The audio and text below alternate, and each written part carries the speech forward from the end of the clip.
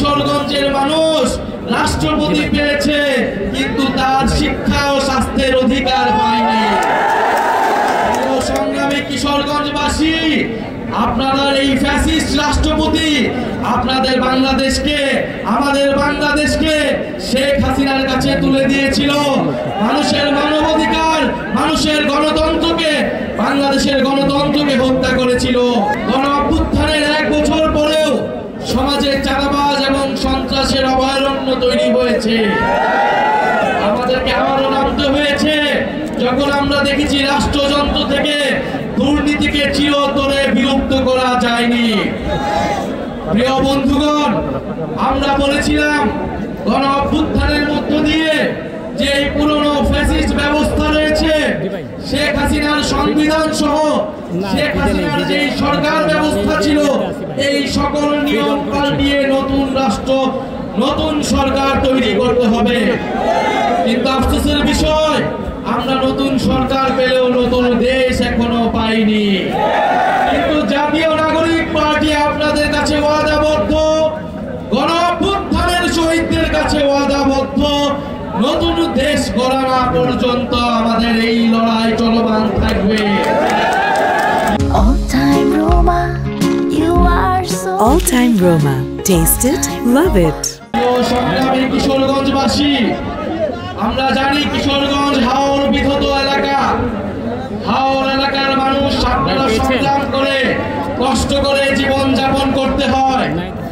এই কিশোরগঞ্জে আমরা জানি সুপেয় পানির সংকট তৈরি হয়েছে। এই কিশোরগঞ্জের কৃষকদেরকে সিন্ডিকেটের মাধ্যমে সার সংকট তৈরি করা হয়েছে। কৃষকরা তাদের কৃষিকাজ ঠিক মতো করতে পারছে না, তাদের ফসলের ন্যায্য মূল্য পাচ্ছে না। সেই হাওর এলাকা থেকে একটা শিশু বিদ্যালয়ে যেতে পারে না, চিকিৎসার জন্য সুব্যবস্থা পায় না। প্রিয় সংগ্রামী কিশোরগঞ্জবাসী, আমরা তো এমন বাংলাদেশ চেয়েছিলাম যেখানে প্রত্যেকটা মানুষের কাছে নাগরিক সুবিধা পৌঁছাবে, প্রত্যেকটা মানুষ নাগরিকের মর্যাদা পাবে। এই কিশোরগঞ্জের মানুষ রাষ্ট্রপতি পেয়েছে, কিন্তু তার শিক্ষা ও স্বাস্থ্যের অধিকার পায়নি। সংগ্রামী কিশোরগঞ্জবাসী, আপনারা এই ফ্যাসিস্ট রাষ্ট্রপতি আপনাদের বাংলাদেশকে, আমাদের বাংলাদেশকে শেখ হাসিনার কাছে তুলে দিয়েছিল।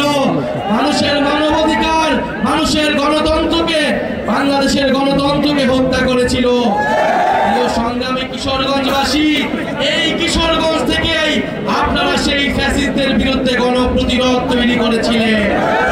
সংগ্রামী কিশোরগঞ্জবাসী, আমরা জানি বাংলাদেশে এই কিশোরগঞ্জের প্রত্যন্ত এলাকায়, হাওর এলাকায়, এই কিশোরগঞ্জের এমনকি সদর এলাকাতেও স্কুল আছে কিন্তু শিক্ষক নাই, হাসপাতাল আছে কিন্তু ডাক্তার নাই, যুব সমাজ আছে কিন্তু কর্মসংস্থান নাই। প্রিয় সংগ্রামী কিশোরগঞ্জবাসী, অনেক বাজেট আছে কিন্তু রাস্তা নাই, রাষ্ট্রপতি আছে কিন্তু মানুষের উন্নয়ন নাই।